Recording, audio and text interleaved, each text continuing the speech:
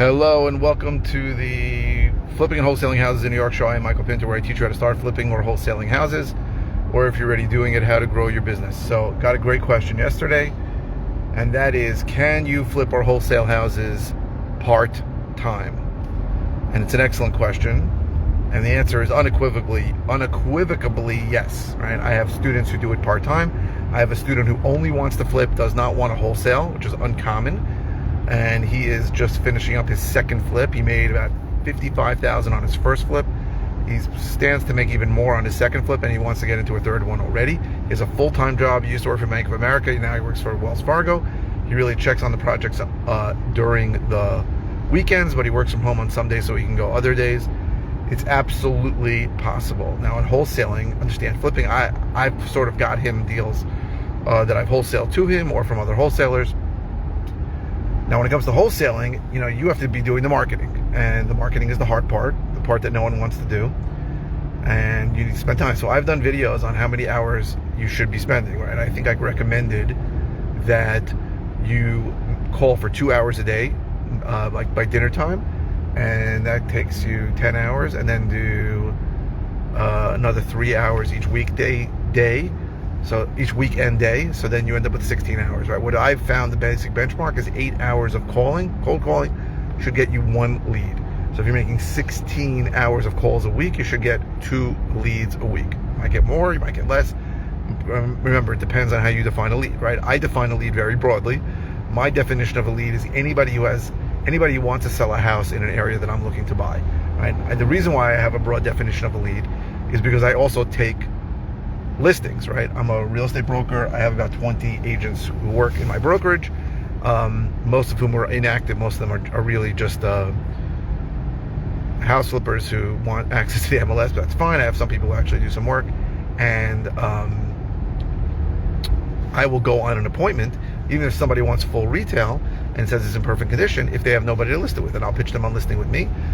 Just closed the listing last week, and it was $14,000 in commission. Now, that's a good wholesale deal in a lot of parts of the country, especially Dallas, Vegas, Phoenix. So I'm happy taking listings. I have a dispositions manager who will do the open houses and talk to the buyers, so it's really no work on my part.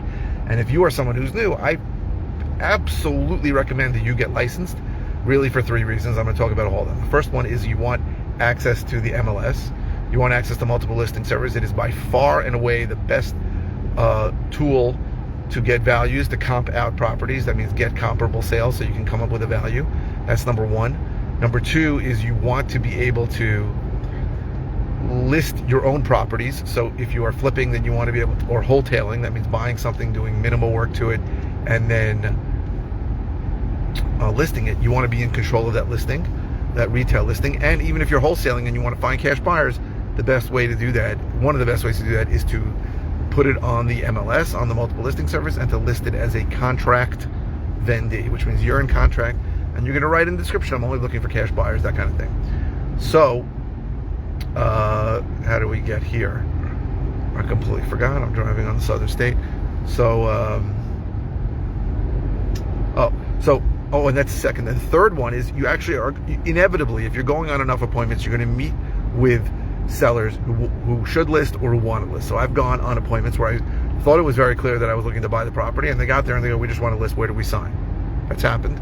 Also, I've gone on much more properties where I thought it would be a good buy based on what they said over the phone, and then I get there and the house is in perfect condition and they really have no reason to sell it to an investor. And I've said to them, you got to be crazy to sell it to me or any other investor. I'll give you a number that I can buy it, but you really should list it, and I'm happy to list it for you. So when those things happen, it's foolish to not take that commission. That commission is just sitting there waiting for somebody to take it. Now, obviously, the fear and what people are confused about is that, I'm going to take a deal where I could have bought and made a lot more money, and I'm going to turn it into a listing where I'm going to make not as much. And I probably average maybe $10,000 to $12,000 on a listing and over $30,000 on properties that I buy.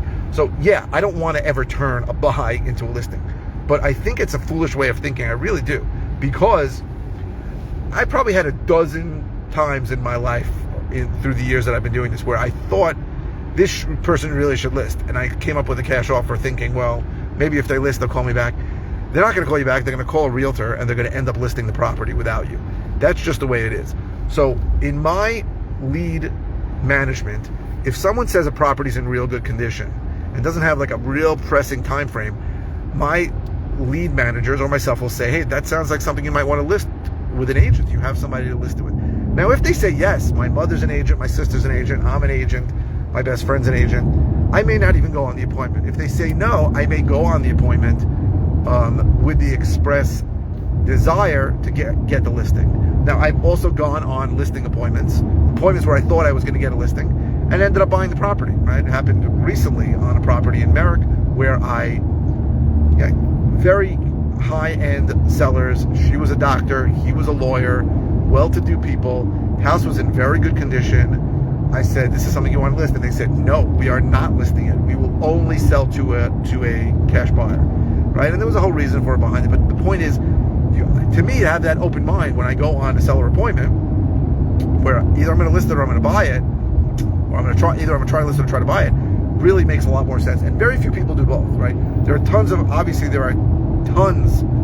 people out there that are realtors, and there are plenty of people out there, I mean, less in our area, but still plenty of people out there who are investors, but there are very few that do both. And I think I'm really trying to do what's in the seller's best interest. So I've said hundreds of times, listen, you got to be crazy to sell it to me or anybody else. This is something you should list. So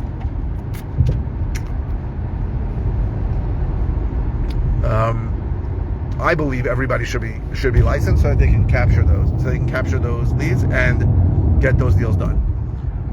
Now, part-time, you're going to have to pick some part-time wholesaling where you're going direct to seller. You're going to have to pick some marketing channel. All right. So you can pick mail or pay-per-click, which are extremely expensive. If you have the money for it, those work great. Or, I just hit some massive traffic here. Or you can go with the cheaper methods, which are calling, texting, RVM, which is ringless voicemail. Those are the ones I really recommend to students that are new. And if you're part-time, even if you have a lot of money, I would say you're better off doing those, right? Calling is very cheap. Even if you're using a predictive dialing system like Mojo, Call Tools, or Ready Mode, it's only $100 a month. And that's a much more efficient way to call. If you're texting, it's probably better to use a texting service like, what the hell are those texting services? REI Reply. I use Launch Control, but it's not cheap. What else is there? Roar, ROOR. There are services that are starting to pay as you go, but it's not that expensive depending on how many texts you send. And RVM is really cheap, and there's a bunch of services for that. So Roar does that too. I think REI Reply does a few of them too. So Call Fire, there's a bunch of them. It's not expensive, relatively, a couple $100 a month. So I do recommend those because they're less expensive, and you don't want to commit. The problem with a lot of people is that they dabble in marketing. So they'll spend money on mail or on pay-per-click for a month or two. And guess what? It doesn't work because it never works in the beginning. It almost never works in the beginning. So they get upset and they say, I can't afford this. And they project out that they're going to spend this amount of money with no income coming in for the next year, and they can't afford it. The better thing to do is to, when you go into any marketing channel, to sort of plan it for at least, to be honest, a year, 12 months. But if not, then 9 months. In New York, it takes a long time. In other places, maybe 6 months. But if you can't commit to whatever your marketing budget is for at least 6 to 9 months, I'm being generous there, then don't start with it, right? Don't do it. And with mailing, that means mailing the same people 6 to 7 times, right? People mail once, it doesn't work. No shit. It never works. It almost never works when you do simple one-time mailers. You got to mail people multiple times. And pay-per-click takes 3 months just for Google to figure out what you're looking for. So I would recommend you absolutely can do it part-time, but you need to commit to some time to be marketing to it. Flipping, also easy. I honestly believe it's relatively easy. If you told me you wanted to flip 2 houses a year and make an extra $100,000, I believe almost anybody can do that part-time. It's not that hard. It's not that hard. As crazy as it sounds, it's not that hard. There are challenges. Every deal is not going to be rainbows and butterflies. There's going to be setbacks. You're going to make less on some deals, make more on other deals. But anybody can really flip 2 deals a year. You don't have to do simultaneously, one at a time. Maybe even 3 deals a year if you get a good contractor, and make $100,000 to $150,000 extra a year. It's not that hard, but you do need some funds to do that, right? You're going to need probably $100,000. You're going to need decent credit so that you can get a good hard money loan, and so that you can pay the part of the purchase that is not being funded by the hard money lender. All right, I hope hope this was helpful. If you're interested in all the ways I can help you, go to howtoflipnewyork.com. If you're interested in finding out more about one-on-one coaching, go to coaching.howtoflipnewyork.com. If you're watching on YouTube, please subscribe. If you're watching on any media channel, please click the thumbs up. The likes really help me because of the crazy algorithms that these companies use. So the more people that like it, the more people that see it. That's just the way it works. And please keep the comments coming. I post 5 times a week. I don't always know what to say. Your comments give me topics to discuss. This one was a great topic. I never really answered this directly. I looked through my old videos. I thought I did, but I only went into how many hours you need to do, but not whether you can do it part-time or full-time. So please, you can ask a comment about anything. It does not have to be about the video you're watching.